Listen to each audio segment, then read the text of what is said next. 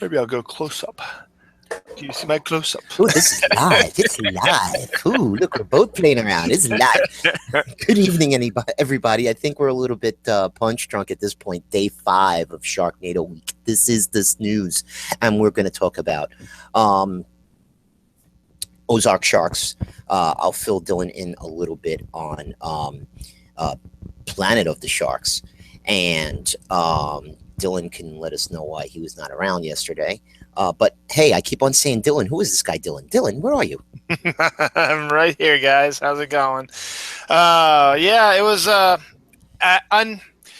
unbelievable. Not unbelievable, but a really good thing that I got to do yesterday with Dawn. My daughter's up at camp, at a sleepaway camp. She comes back tomorrow, and we sent Noah to my mom's house for a couple days. So Dawn had gotten tickets to the Orioles game from her company, had won them, so didn't pay anything. She said, I'll just put my name in, see if we win them. So we got 2 tickets, section 38, which, if you don't know Camden Yards, section 38 is right behind home plate.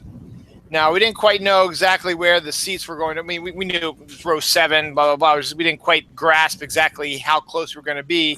So we come out of it, and the usher shows us. We keep walking closer and closer and closer and closer to the field.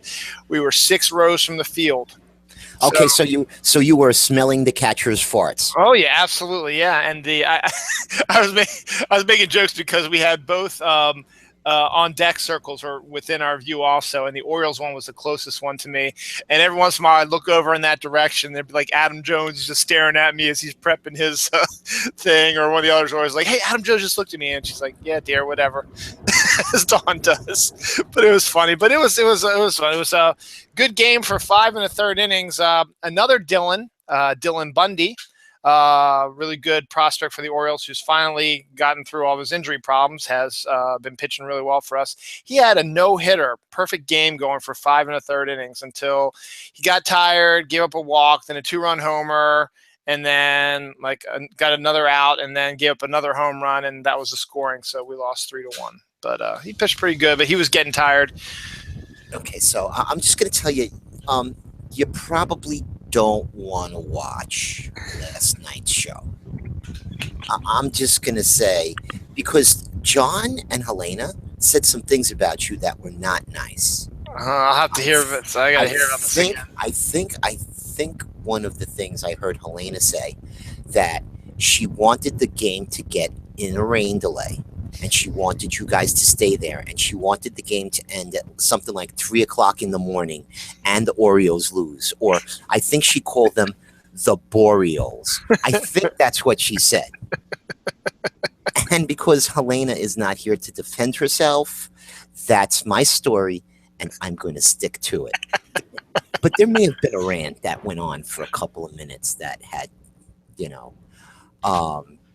some stuff to do. I'm glad you enjoyed the game. Yeah. Those are great seats when you're down there. I've had similar seats with my old boss. He had season tickets to the Phillies, and whenever the Mets came into town, he would offer them up to me. And I went a couple of times. I didn't want to take advantage, but they are great seats. And usually he'd always give me Saturday matinee games. Oh. Those games are usually a little bit special because they make them even extra kid-friendly. So the Philly fanatic is crazy present. Not that he isn't crazy present in every Phillies game, but they have a whole bunch of stuff he does between innings and stuff, and he goes and looks for the kids in the stands and stuff, and it's really good. They really do a good job down in Philly as far as the baseball games and stuff.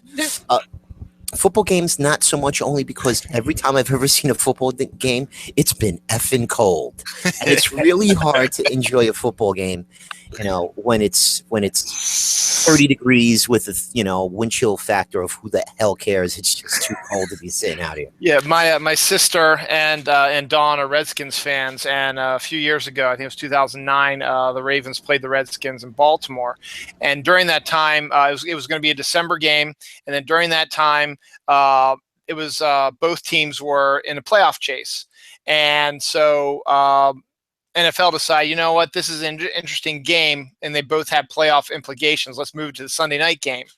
So they flexed it to Sunday night in December. And that's the coldest I've ever been. It was like 20 degrees with a nice little breeze coming in, and I had my sister and my wife wearing the Redskins gear, and me and my dad in our Ravens gear, and they were getting ragged on by the Ravens fans. It was pretty funny. But yeah, I've been there. I know what you mean. Well, the coldest I've ever been, and we'll end the sports talk soon because we don't want to bore you people with sports talk. But this is the SNews, and this is what we do. Yeah. So, my wife got my brother-in-law. My brother-in-law is a big Giant fan. Now, I root for the Giants. I'm a Jet fan, okay? But, you know, growing up, it was the Jet games, and the Giants never played at the same time, so I'd always watch both. Anyway, a friend of the family has season tickets. It's someone that I know through my wife. And a couple of years ago, not last season, but the season before, where it was a meaningless game. It was the last game of the season. And you know the way NFL schedules things, they try and put those division rivalry games near the end, because if there is any implication, then it becomes a big game. So last game of the season, Giants playing the Eagles. I don't even know if it was the last game. It may have been the second last game of the season, but the last game in Giants Stadium, or MetLife Stadium rather, that season. And it was Giants Eagles, and it was a meaningless game. Okay, and it was so meaningless that my wife got the tickets in November around Thanksgiving. Okay, so that's how meaningless. Like, it was like 4 weeks down the line, and we knew that it didn't make a difference. A miracle could happen, and all of the other teams could die in plane crashes, and the Giants still wouldn't make the playoffs, and neither would have the Eagles. So, but division rivalry, it's still, they're going to play against each other because they're division rivals. It's going to be a game, and it ended up being a decent game. The Giants won, but these season tickets were. How many rows were you from the catcher's butt? About 7? About 6 rows, yeah. Okay. We were 7 rows away from riding in the co-pilot seat of the airplanes that fly above the stadium. Okay. And when you get up there, you are subject to every wind and cross breeze. Plus, in the new MetLife Stadium, whenever you go to these, you know, the new stadiums, when you're in that upper deck, you don't realize how steep that is. I mean, they're great seats because you can have a guy that's 8 feet tall sit in front of you, and you could still rest your beer on his head, and he won't block your view. You know? Yeah, I do. Yeah, I've been up there too for the Ravens games too. It's very similar. It's a very angled, very kind of almost not vertigo inducing, but kind of a very whoa. And then the wind is absolutely insane up there. Yes. But they're great seats as long as you're sitting down. Like the seats that this guy have are about like 35-yard line-ish. Oh, okay. And when you're looking down, so you're looking down at a little bit of an angle, but you can see the whole field, and it's great because you can actually, like, every time the ball snaps, you could just see the play develop. Like the one of the things that you really don't get the feel of on TV is you can see all of the players. You know, and when the ball gets snapped, they all start to move at the same time. And it's like a mini explosion that happens on the field. Like some things go this way and some things go that way. It's really amazing to watch the, it's almost like watching fractal math. If you've ever seen like fractal videos where they have the lines going like that, it's really cool. But fireworks are explosive too. Yes, they are. Anyway, so, every night we've been kind of rating the movies, and it seems like we spoke about it, and it seems like the general consensus is that on any given day, Atomic Shark and Damn Sharks flip a coin. Up until I think tonight, I'd say tough choice, 50-50, 2 good movies, and today, I might say Atomic Sharks was good because I really like that movie. But tomorrow, I might say Damn Sharks, and I'm still leaning a little bit more towards Atomic Shark.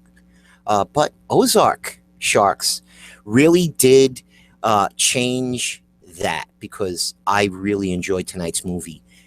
And I'm going to bump Damn Sharks down to the number 3 slot, and I think I could put this up against Atomic Shark, and I think this might even edge it out, because it was that, like, it seemed like a simpler plot tonight, but they did a lot more with it. There was a lot of body parts in this movie. Yeah, almost as many body parts. And Lisa Marie Bowman said it. She was like, "These sharks are messy eaters," And I was thinking the same thing, because whenever the shark came through, there'd always be like a leg, or an arm or a foot. And they use that for the jump scare tactics as well. You've got them walking in the water, and then you see the perspective of under the water, and then all of a sudden it's, oh, boom, there's a leg. Oh, we think it's a shark, but no, it's the leg or it's the arm. My favorite though is when near the end, when Molly throws the arm to Harrison, and he's not expecting, like, well, why would you do that? And uses it as a chum. It was pretty funny. Again tonight. The cast is very present, as they've been every night this week so far. And I actually got a couple of nice comments from the actress who played the mom, Diane. She said, she sent me a tweet, and I should go through my notifications, because she said, one of the tweets that I said, oh, I think I said, "Mom, jump the shark." She said, "This is my favorite tweet of the night so far." Aw. So she gave me a tweet of the night, even though she didn't use the hashtag. Yeah, I just got, the majority of stuff I got was, I swear it looked like the actress who played Molly liked every single one of my tweets, because every time I would get a notification, it was her liking my tweets. So, I mean, thanks. I appreciate it. It was. She said, "Ha, favorite tweet so far. Mom, jump the shark in all caps," because that's what I thought they were going to make her do. Right. When the shark was coming in across the, I guess the house was, I didn't realize the house was like right on the water. Yeah, she, at one point I said, I really like Harrison, something along those lines.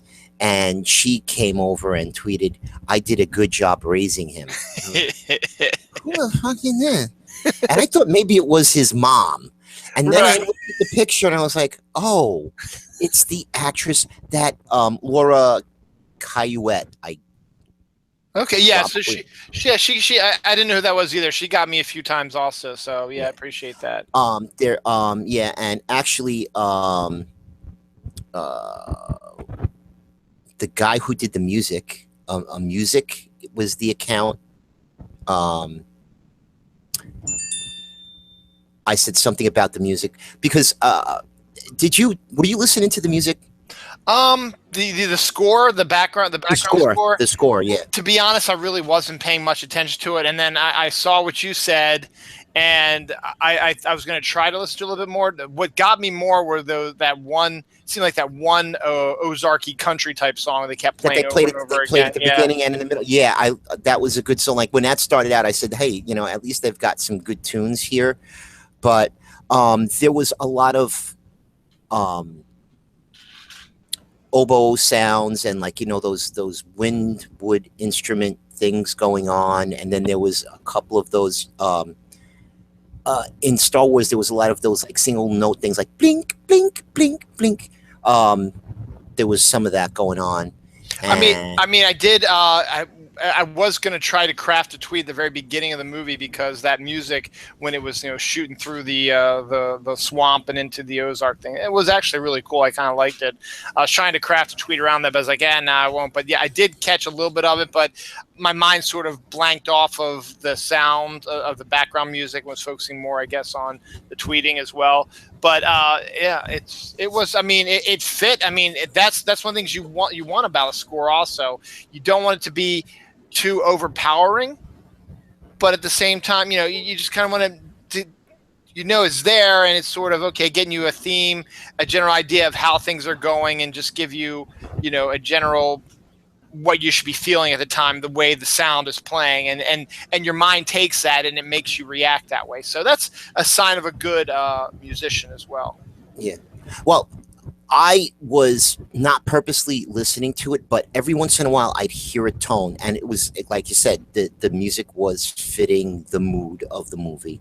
And I'd hear a tone, and then I would focus in on that just a little bit and listen to the background music, and I was like, well, that like, not that you'd say, oh boy, that guy's ripping off Star Wars, but it was almost in some of the stuff was in that style, you know. And it's hard for me to describe because I'm not a musician. So Right. like, if there was a musician here, they'd be able to say, well, this is what they were doing, and that's why it sounds that way. Okay, good, Mr. Musician. I'm glad you could explain that crap to me. I really don't care. I just know it sounds like. I don't need you to explain to me why it sounds that way.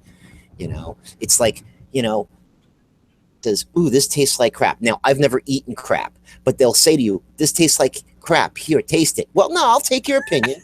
Your opinion, if you say it tastes like shit, I'm going to agree with you, and you can, because I've never tasted, I've tasted stuff that was crappy, okay, but I've never actually eaten shit, so I wouldn't know what shit tastes like, but... Yeah. You're not really being literal. You're being more descriptive that, you know, Yes. crap can be used not only to mention what that is, waste product, but also could be something bad. So, yeah, then when people take a little literal to even if they're joking, it's like, whatever. But I think I know one of the reasons why, I mean, a lot of the Snark Galaxies were saying this was Ozark Sharks actually their favorite. Dawn said she still liked Atomic Sharks slightly a little bit more. And I'm on the same page as you, Tony. Those are my top three: Atomic, Ozark, and Dam Sharks. And Dam Sharks is a strong third, where as you said, Atomic and Ozark Sharks are going to go back and forth. I think, in my opinion, though, I think Ozark Sharks might have a very slight twist over, but it's very, very slight. It's like a 0.5% difference, whatever. So it just means that both of them were really well done. But I think the main reason was, to be honest, the main characters were fairly all likable. I mean, yeah, the one guy was sort of a doofus, but he was a playful doofus, and then the parents weren't, you know, suffocating bitchy parents. They were more realistic parents. Grandma was kind of cool before she got eaten, and then you had the moody goth girl, but then as soon as her boyfriend shows up, guess what? She becomes a completely different person. And then Harrison was your typical goofy guy, and then Dawn, halfway through, you saw her at the beginning, but then she comes back halfway through. She wasn't really a factor, but I mean, you didn't hate her. I mean, you could understand why she wouldn't want to get in the damn boat with Harrison after what she had witnessed. But at the same time, she had to pull, well, you just going to leave me here then? And he's like, no, I'm going this way. And you want to come, you come. So that's the main reason why I think. And then, of course, Jones. Everybody loved Jones. I mean, poor. It was, I think it was Lisa Marie Bowman, or I don't think it was you, but I think it was Lisa Marie Bowman kept saying, oh, when Jones comes back, he's going to be pissed, you know? Yeah. But it was really funny because, I mean, there was some predictability about this movie, but at the beginning, okay, in almost every movie, whether it's a horror flick or one of these sci-fi shark movies, whenever there is an interracial couple, it's usually the female of the interracial couple, and it doesn't make a difference who's black or who's white. It's usually the female member of that couple that gets eaten. So Dawn, who was the girl with the bloody boobies, I thought at the beginning of the movie that they were a couple, but I guess they weren't, because he wanted to show her his, you know, something special, or I forget the exact words. Yeah. And, you know, she said, how many times do I have to tell you I don't want to see it? And then, you know, he whipped out the sparkler and the lighter, which was, everybody picked up on that. It's like you never saw a sparkler before. Oh, I know sparklers. I'm about to reveal something about myself. I hate sparklers. It's something that's from my childhood, I think, but you get sparklers near me, I step away from you. I just hate them. I hate them with a passion, but there's more going on than that, Yeah. but it's something from my childhood, I believe, my younger self. But yeah, I mean, that's just, I think that was the main reason why, is because it was a very likable cast, because it was a typical sci-fi shark story. I mean, one you're going to see forever, just a different location, but this time it was a family unit instead of like a bunch of just random teenagers or whatever, or whatever. It was a family unit that actually they seemed to care pretty much about each other. So that it for me is what made it a really good flick in my eyes.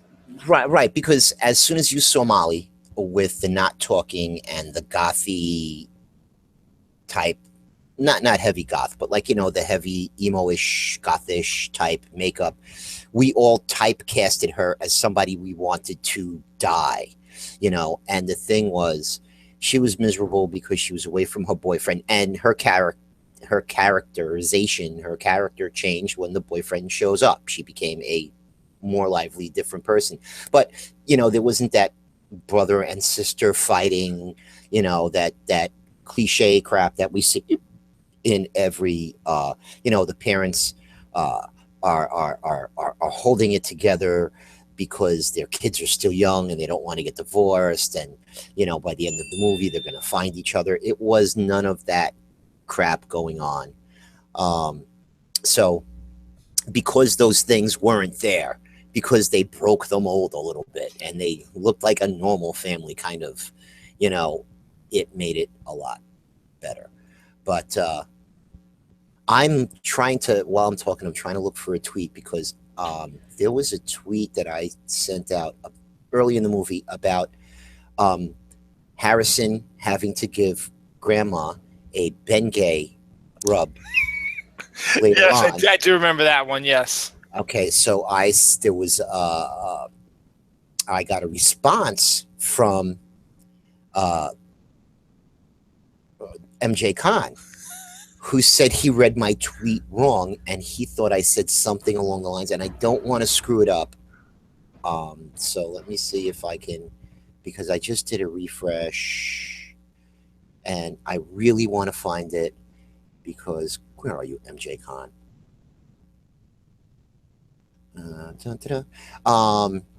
He said something along the lines of, I read that wrong. Yeah, there we go. Oh my God, OMG! I read that as Harrison was going to give Granny Ben a gay rub down. Gay rub down. I just retweeted it.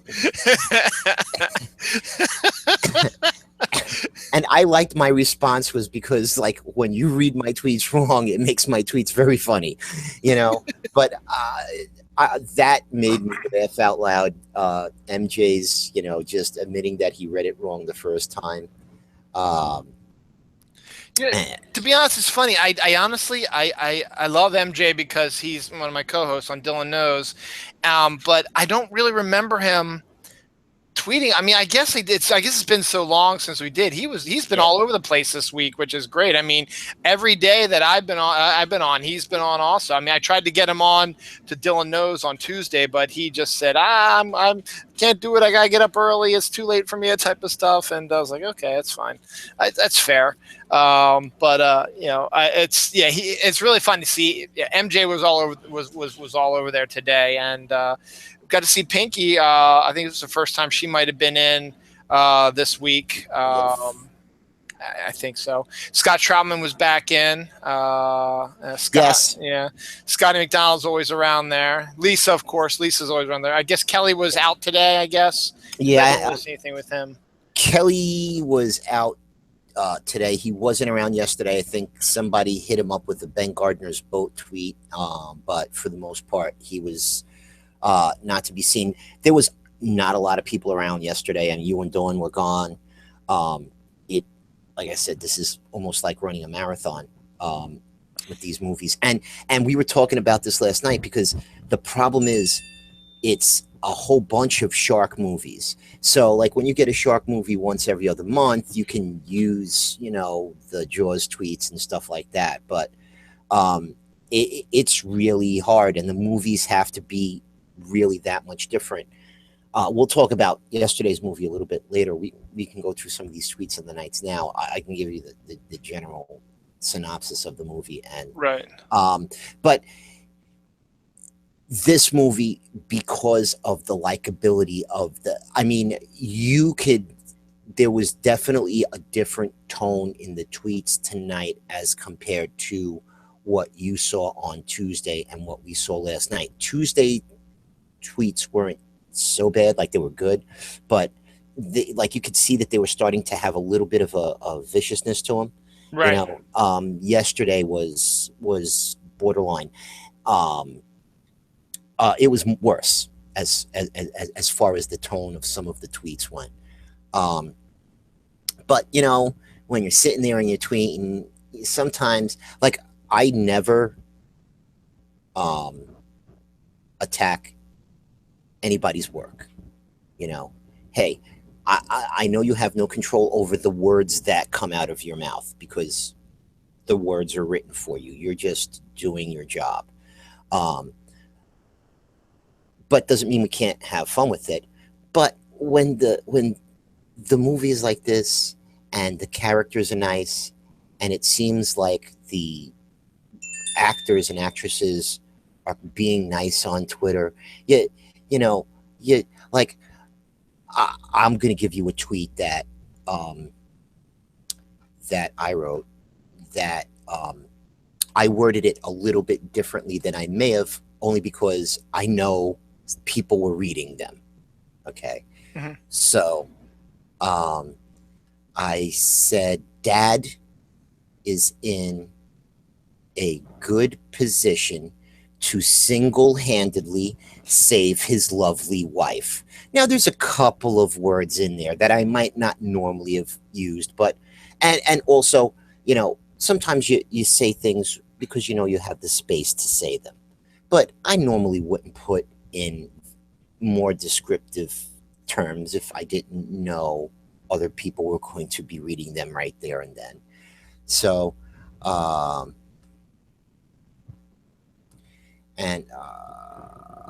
going through. Okay, so one of my favorite tweets of the night was Dawn's tweet that said, "I think Holiday might object."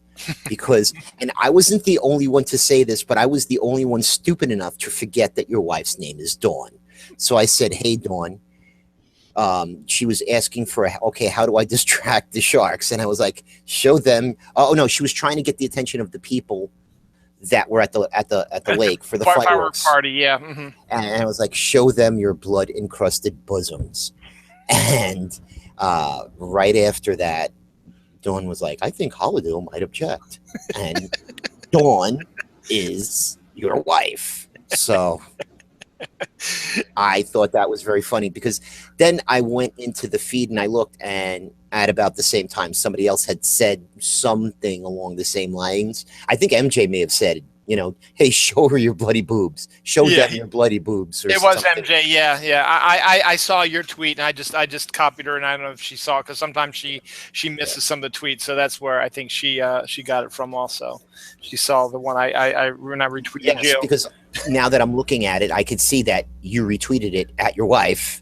So she's like, oh, he's going to use my name, is he? Well, I'll teach that guy. You had a really good pun today with your honey canoe, get us out of here.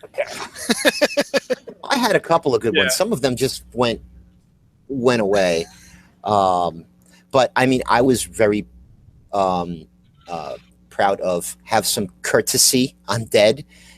Some people saw that and some people didn't. I think some of the stars saw that. I think the guy who played Curtis saw that, and he liked that. I didn't think he was dead, because like the teeth weren't like really, they were in his chest, but I didn't think that should have been enough to kill him. Yeah, I thought it'd be just like I agree too. I thought maybe it was just like a flesh wound. It's like that would take him out of the movie, and that would lead to them wanting to finish the last shark off. I mean, in the end, that's what it was. He died, but ironically, he died because of his own idea. I like this one from early on from Lisa Marie Bowman. She wrote, ironically, Molly had been reading A Farewell to Arms right before Grandma was attacked.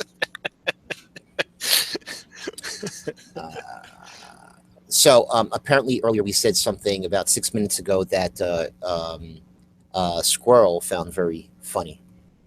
She just said "moo ha ha ha ha." I think it was the MJ Con, because I found it, and I retweeted it because I missed that conversation until you brought it up, so I went back looking through it and I found it. So I am trying to think, because there was a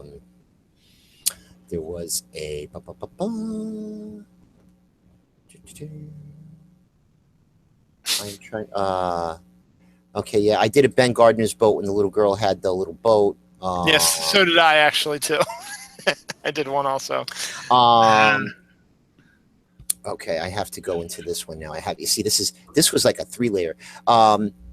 Right when they get to the lake where the fireworks show is, and the commercials in this movie. If I'm going to say anything bad about this movie, where they had to put the commercials always seemed to be a bad spot, like right in the middle of action. But when the movie came back, like it was right from that spot. Laura said the buffet is opened. And, I had to make a comment, I like what's on the menu.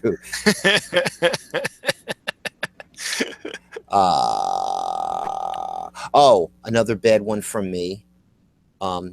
We might have to dock Jones' pay because he was on the dock when he got killed. Yeah. I did another one. I forgot about this one. These sharks are not finished with you yet, because there's still more sharks around. Yeah, that isn't it. To single-handedly save his lovely wife from being shark bait. Clapping. Oh, no, not that one. I'm not going to read that one. That's bad. How about this one from MJ? His boy bun is awful. I hope it gets bitten off. Scott McDonald gave that one a tweet of the night.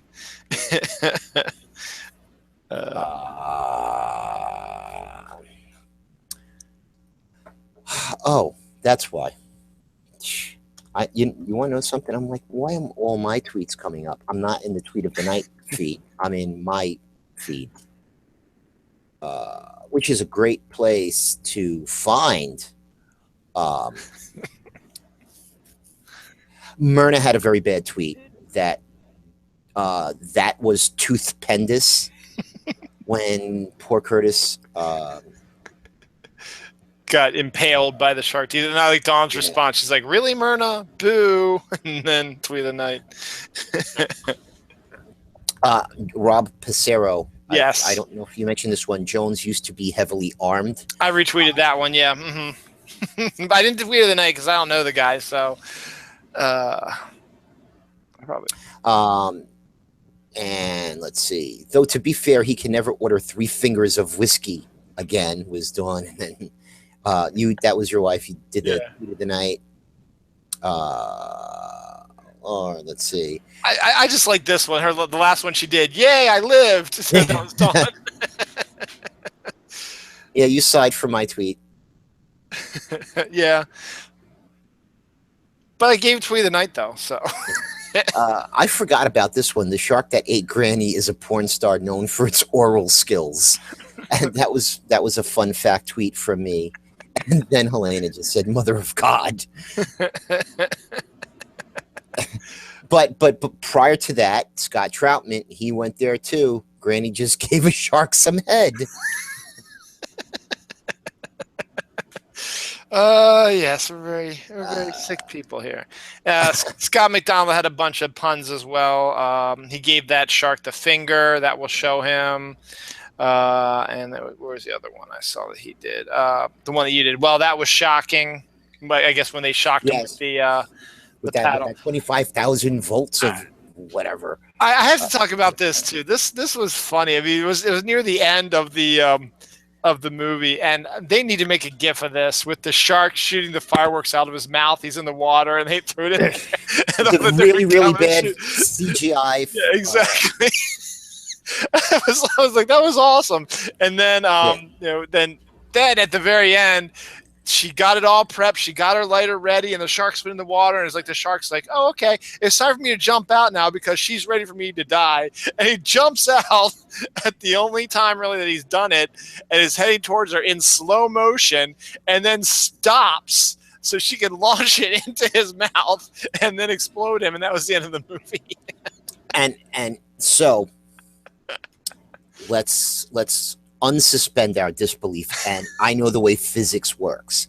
You know, an object will go in motion and remain in motion until met by an opposing force. Now, that shark was basically horizontal when she shot into it. And it shouldn't have gone straight up. It should have actually blown back, you know, or flipped away. But, you know, it was a big finish. Those fireworks were bloody good. That the sharks have moved to the Ozarks shows you just how addictive meth can be. Yes. Which is another good tweet from Lisa Bowman and MJ Khan. Did you read? You didn't mention this one. His boy bun is awful. I hope it gets bitten off. I did just mention that one. Yeah, I did. Yeah, that was a good one. I like that one too. Except I think I didn't see that one until I was going through this. So yeah. There was a lot of good tweets tonight. It was. I enjoyed the movie. So remember the other night, and you were kind of getting. Oh, so last night we a new word was invented. Sci-fiance. Nice. Which is the science in sci-fi movies. And now there's also going to be another branch that's something like a sci-fiance. Yeah, that was Dawn. Dawn did that one. Yeah. Yeah, we have to rework that word. I'll have Dawn work on that, but that's because asylum science is even totally different. The science in last night's movie was overwhelming. Because at one point, and there was a scientists, and you know how we know they're scientists, correct? Yes, they had the tank tops on. Yes, yes. And that was one of the tweets early on in the movie. Lisa Marie Bowman, tweet of the night, just one word, scientists, ! You know? And I gave a tweet of the night, and I captioned it with, because only Snark Alex will get this. You know? One of the scientists, who wasn't even the more well-endowed one, went into a long speech about how the earth got flooded. Okay. And the way they made it seem to sound was that because of man's, you know, and big evil corporation, of course, caused the melting, just about the instantaneous melting of the polar ice caps, causing astronomical, I think they said 200 or an incredible rise in sea level. Okay. And I was like, wait a second. Now I know some stuff, and it bothers me, you know, like it bothers me when you get the science that bad, because like whenever you do anything with climate change, hey, they've only been doing climate change. They've only been looking at the actual temperatures for 135 years, 137 years, something like that. All the other data is all based on evidence that they found. Okay. And you want to know something? If I was a betting man, I'd say, yeah, I'd put some money on global warming. I know what's happening because it's a cycle. It happens. We've discussed this before. We've had ice ages and it's warmed up, and we've had ice ages and it's warmed up. It's a cycle. It does it. Okay. So yeah, eventually it's going to get warm. Is it going to get warm enough to, the premise of this movie was because the polar ice caps melted, there was an increase in temperature, a rise in the sea level. Little fish eat plankton. The water gets too hot, it's not good for the plankton, so there's nothing for the little fish to eat. And then the bigger fish have no littler fish. And then eventually the only thing that's left is sharks. And so the people are living on these things that kind of are reminiscent of a water world. Okay. Like little huts with ramps and stuff. But meanwhile, here comes a guy in a boat that's gas powered, you know? So like my first question is like, we're talking to Helena and John, it's like, Like the first thing I said was, where the hell did they get the gas for the boat then? You know, if everything is underwater, where did they get the gas for the boat? And truly, without getting into too much detail, because I'll end up really trashing the movie, which I don't want to do.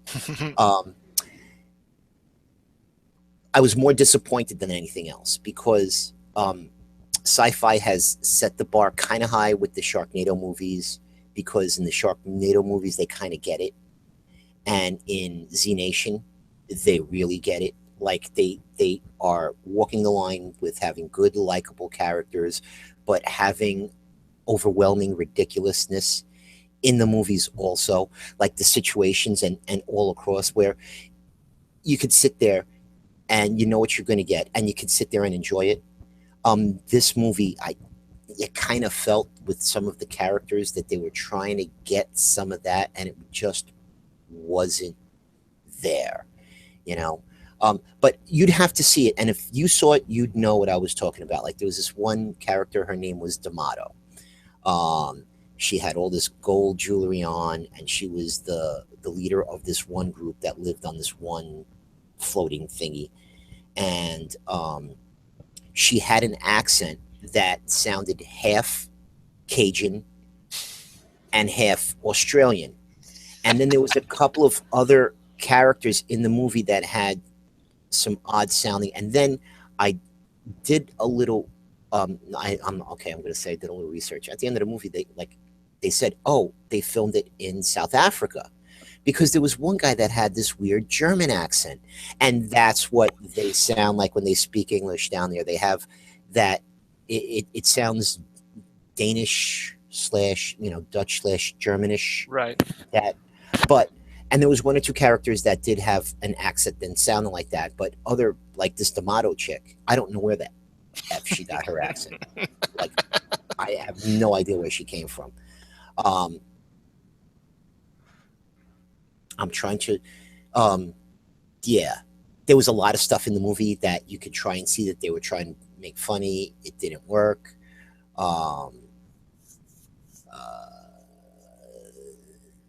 It just didn't, it didn't gel, like there was a lot of stuff that didn't make sense. And then there was the long speech from this lady, and everybody was like, yeah. And she was almost getting it right, you know what I mean? And then all of a sudden it was just, it was downhill. But that was last night. You guys were missed, but we got it trending. It was trending. Oh, and tonight, I think we got it up to 6. I didn't hear anything else after that.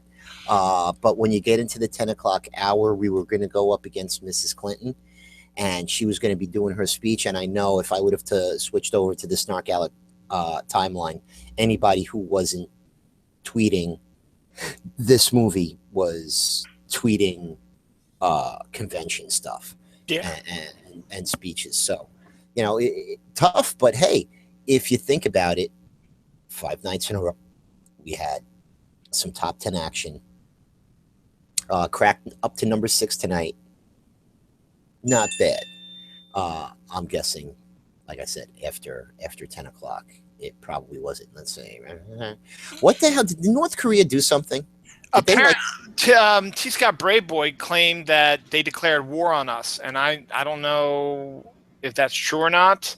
I mean, not that I'm saying T. Scott's a liar. It's just that we were tweeting about it like that, and I think Pacifico asked us, like, what's going on with all this North Korea stuff? He's like, yeah, they declared war on us. So I was like, okay. Okay.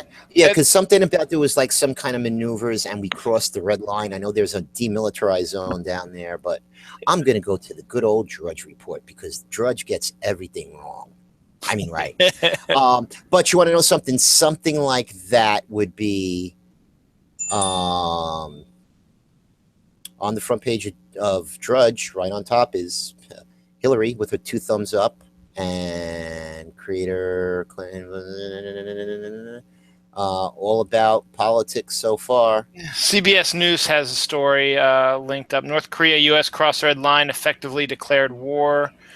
North Korea's top diplomat for U.S. affairs told the Associated Press on Thursday that Washington crossed the red line, effectively declared war by putting leader Kim Jong-un on its list of sanctioned individuals, and said a vicious showdown could erupt if the U.S. and South Korea hold annual war games as planned next month. So, yeah, it's just rhetoric. Yeah, and that's, you know what, that's all I get really from Kim Jong-un, is that he talks and talks and talks a lot. And I think he's a great guy, by the way. I think he's a great guy. I'd love to play golf with him because I'd love to see him do 18 hole-in-ones in a row. He's a great golf player, and I don't play golf, so I suck. He'll definitely beat me.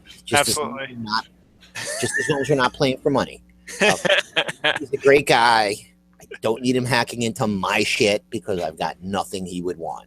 Exactly. Yeah. Hell, make my show better. Make Dylan Knows better.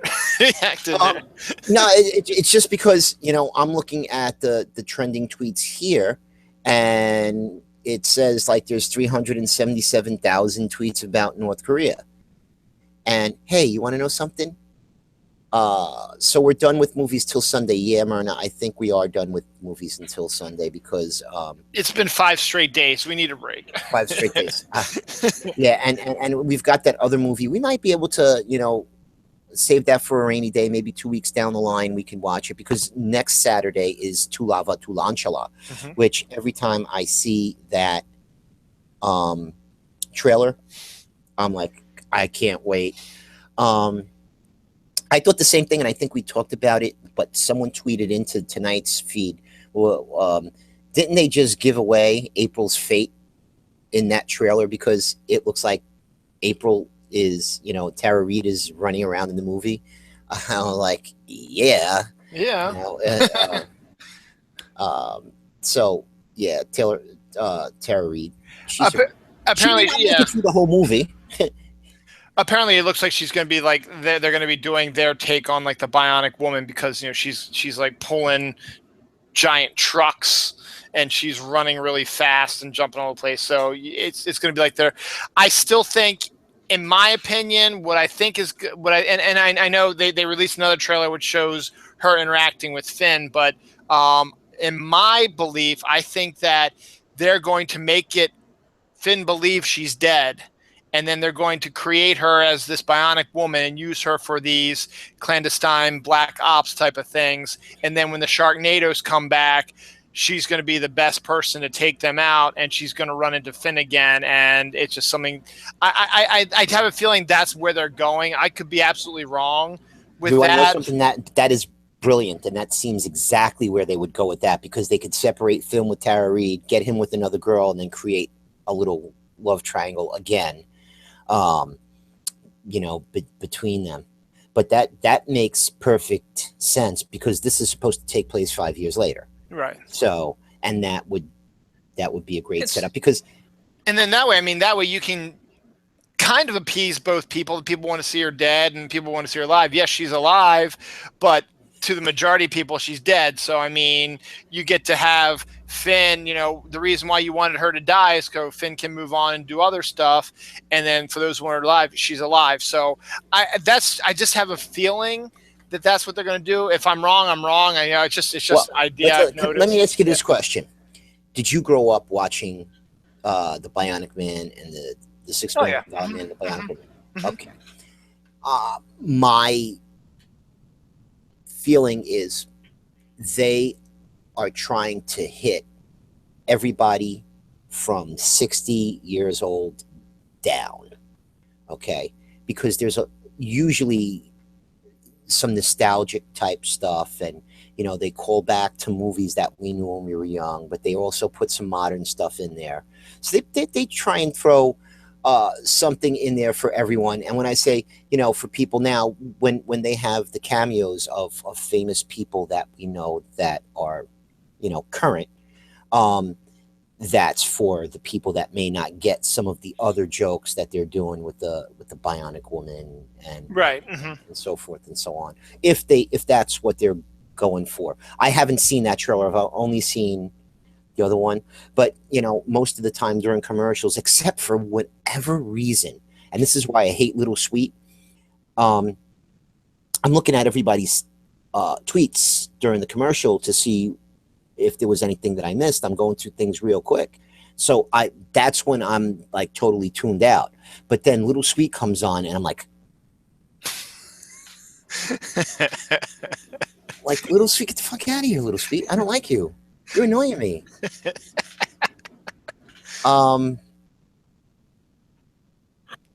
Where were we going? By Young Man. Nice thing about this one is it is 8 o'clock. It sucks for you guys, I know. So duct tape and rope. We'll figure some. Maybe we'll let the kids stay and watch it. It's The only problem I have, and it's only for the little guy. I mean, your daughter is just a tiny bit older. I mean, they do tend. I mean, that fake blood doesn't really look like blood. You know what I mean? It's got that iridescent red that they use or they have used in Sharknado movies. So I know. I had the same feeling. Yeah, he's Noah's the special. I'm sure Noah will probably be able to handle, but yeah, Noah probably wouldn't. So we'll figure something out. Dawn might just say, "Hey, I'll just take care of him" or whatever. Or like I said, duct tape and some rope. They're okay. Yeah, they'll be fine. Some nanny zannies in his little. Hey, you want some chocolate milk? Here you go. I'm just kidding. The one good thing though is that Noelle's old enough now that she can, take care of herself. She can, bathe herself and get dressed herself and put her lotion on. So we're just basically there to keep her company. So when we just hang out with her in her room after she's done all that, just to sit there for a little bit, just so she can sit on our lap and read a book or talk to us or whatever. So she can handle it. Yeah. A little bit of wind down time, which is always good. But yeah, so that's about it. I mean, I think we had a great week. Mm-hmm. I'm very tired. Yes. We're all very tired. Yes. And tomorrow, I have absolutely nothing to watch. There was Wayward Pines ended on yesterday. Tonight, I caught up on it, and I saw last week's last ship. I'm gonna miss this week's last ship. And I'll be back on the last ship bandwagon in a week. But yeah, it is hard to do this, and we talked about this earlier, especially when it's just all shark movies. Yeah. And because it's not that you run out of stuff, but it's again like yesterday, and I know I was tired and I wanted to rip this movie in your asshole. That's why we do these shows. I know you to try not to, but it's one of the movies that I loved the first time it was on, and then the next time it was on, I didn't enjoy it as much, was Jersey Shore Shark Attack. Okay. Yes. I enjoyed it the first time. I saw it again because I watched my kids watched it with me, and they thought it was hysterical, and they were telling the wife that that she had to see it. She had to see it. She had to see it. Finally came on, and she saw it, and she thought it was funny because it was a caricature of Jersey Shore type people. But I didn't think it was that funny, and it's one of those movies that they put on at the 3:00 in the morning slot, and that's where I think this movie is going to end up. In one of those slots, because it just was nonsensical. Myrna says, and I was going to suggest something along these lines, but she said, put the little one to bed at 7:30, make the house dark at 7. No, what I would suggest is go around to all the clocks in the house and make them later. So let them think it's 9 o'clock when it's not, so you're actually put them to bed at 8, and that way you and Dawn can sit down and watch the movie. Yeah. With the rest of us, but that's not a bad news. No. Snooze Sharknado is Myrna's hashtag. Like, okay. Huh? It's gonna be. She said, snooze. We don't look at the snooze hashtag. We don't look at snooze Snarknado unless I'm just looking at my notifications so I can see your tweets. You could probably see them in the Snark Alec feed too. Nobody's tweeting now because Hillary's already done. Tonight made history 5 days in a row. Yep. Sci-fi movies, and you thought I was going to say, hey, there's a woman from a major party running for president. No, that's not it. 5 days in a row, we got shit trending on Twitter. We still got it. Still got it. And not everybody was there. Imagine if everybody was there. I think we'll probably get a lot more on next Saturday we'll get a lot more SharkNado because they're going to everybody's going to watch SharkNado.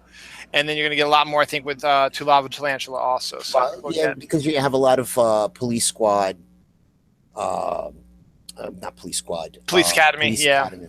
And it's on a Saturday fans. also. Saturday night, 9 to 11. We can go crazy. Unless it's a really, really nice night out, temperature-wise, or, we're at war with Korea, then they may not put it on, which doesn't seem to be the case. Yeah.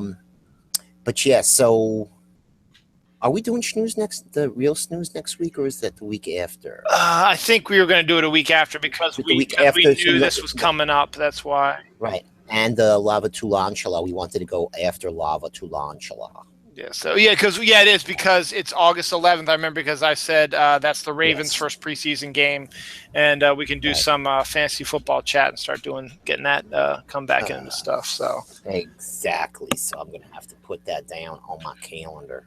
Yep. Anyway, so we're done for tonight. Ozark Sharks. 2 thumbs up for me. 2 thumbs up here too. I agree. And I'm so glad I wore that shirt yesterday. We would have looked like twins. I've been trying to spiral through my Snark Alex shirts when I've been doing these shows. So, so the next show is going to be a Snark Alex Radio reunion, which is going to be about 10:15 on Sunday night. Dylan's going to be there. Mike and Kelly, I believe Mel, and possibly James, not sure. I know people are going to come out of the woodwork to be tweeting that movie, so we'll have a lot of fun with that. And then in the following Saturday is To Lava Tarantula. So we're going to have a movie this weekend, a movie next weekend, and possibly a movie on the following Saturday. If I haven't even looked at SyFy schedule, do you want to know something? Maybe we should do that real quick. Yeah, because we discovered it the last time. Yeah, it was like, wait, hold on, SharkNado week. But at least we had a couple of weeks to prep, to get it, it. Yeah, we're gonna. So that puts us into the same, because are we in the time frame where we can see that far into the future? I think we just might hit it, because it's kind of weird. It goes like 13 or 14 days into the future. Let's see. Because it's after midnight. Would that have something to do with it? Maybe make it for 2 Fridays then? Nah, you see, it stops at August 10th. So we would have to go Thursday, Friday, Saturday. We would know by Sunday. Because we got Friday, Saturday, Sunday. So that should bring that up to Saturday, maybe. Right? I would assume probably they're not going to do anymore. I think they're gonna save their next cash for October, which they usually do. Also, they usually do a bunch of the horror movies around Halloween. So right. So on the next news, we are going to be closer to a Fear coming back. Strain is coming back. And was there another show? No, those are the only 2. Yes, those are the only 2 that are coming back. So, there was one more thing. This is something that is kind of a minor part of the Snark Alex, but we also love to snark the Olympic opening ceremonies. Yes. That's August 5th, I think. It's next Thursday, I think, is when it starts. And if you don't want to watch the Olympics and you have no compunction to watch the Olympics, that works out good too, Dill, because if it is the 4th, which I hope it is, I hope it's not the 11th, because we may have to postpone the news or move the snooze to like a Wednesday. I really think it's next Thursday. I really, for whatever reason, it's sticking in my head that it's the 4th or the 5th, somewhere around there is when it's going to start. Because I don't know what the hashtag is going to be. It would probably be the main hashtag that everybody's using. But for the Olympics, you must follow Lisa Marie Bowman on Twitter and Kelly Toole, spelled Thul, because as the countries are going into the stadium, they make their comments, and they are both very, very funny. And the nice thing about the Olympics is they're every 4 years, but they're every 2 years. It used to be every 4 years. It was the Summer and Winter Olympics. It's not that way anymore. 2 years from now, it will be the Winter Olympics, and then 2 years after that, it's the next Summer Olympics. So they are 4 years apart. They just staggered them a little bit. So it's August 5th. I got the official. Oh, let's see if I get it. There's my camera. Where's my camera? There it is. I can't really tell. So it's August 5th. There we go. August 5th to August 21st is the. So I would say August 5th. Check. Definitely. Get online for that. And Tony's absolutely right. If you don't watch the Olympics or have no desire to watch the Olympics, watch the opening ceremonies. It is some of the funniest stuff you will ever see. Well, you have to watch it on TV, but then you have to follow along on Twitter. Yeah. Which is, and you should follow those people, and you could make a little bit of a list and just look at their tweets.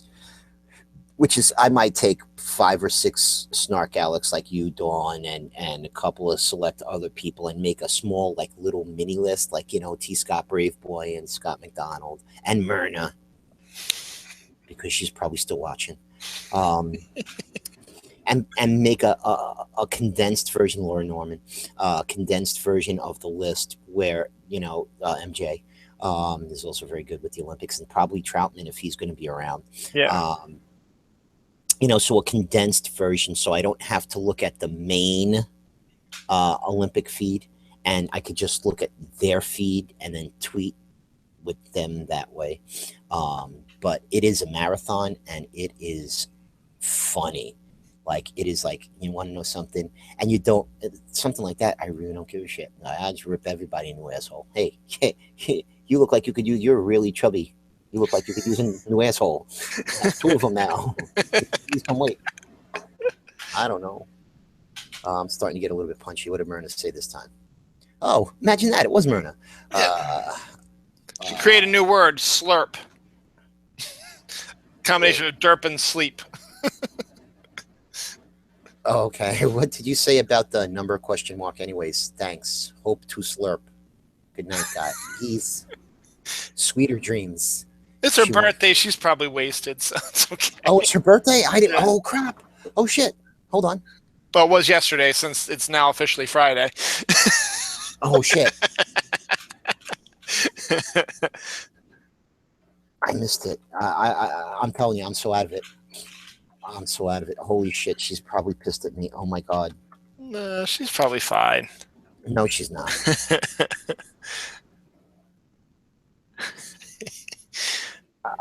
I've been just, it's been. Oh, Myrna. Okay, well, I sent her a Slurpee birthday. There you go. On that note, I think it's a Slurpee time for everybody. Yeah. And that sounds really bad. What else is new for this news, right? Yeah. All right. Real quick, I think Saturday night I'll probably do my 150th episode of Dylan Knows. So 150. I just want to throw it's a stupid number, but I still like it's pretty cool. If you do it early enough, I'll probably watch. But I have no idea what I'm doing this weekend. I know tomorrow I'm probably going to come home and say, "Ooh, let me watch something on Netflix," and then next thing I know, it'll be Saturday morning. Real quick on that, have you? I haven't watched it, but have you watched Stranger Things yet? I finished it, dude. Okay. It is. I believe I said that you should watch it because I told you. Did you? Yeah. I'm out of it too. Yeah. I think I mentioned it to you on Sunday. I think I mentioned it to you on the last news. Okay. And then I ended up finishing it. I hadn't finished it when we did the last news, and that weekend I ended up finishing it, and I mentioned it to you on Sunday. Stranger Things. We did talk about it because I mentioned what's her name? Winona. Winona.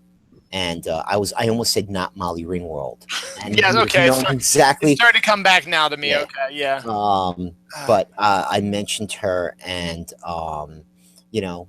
had a conversation with Mike about it too, because like at the end of it, like there was one or two little things that if you wanted to be nitpicky about, I can tell you without giving anything away. I loved the kids in the first several episodes, but near the end, there was a couple of conversations that they had that they actually had words coming out of their mouth that didn't seem like things kids should have been saying.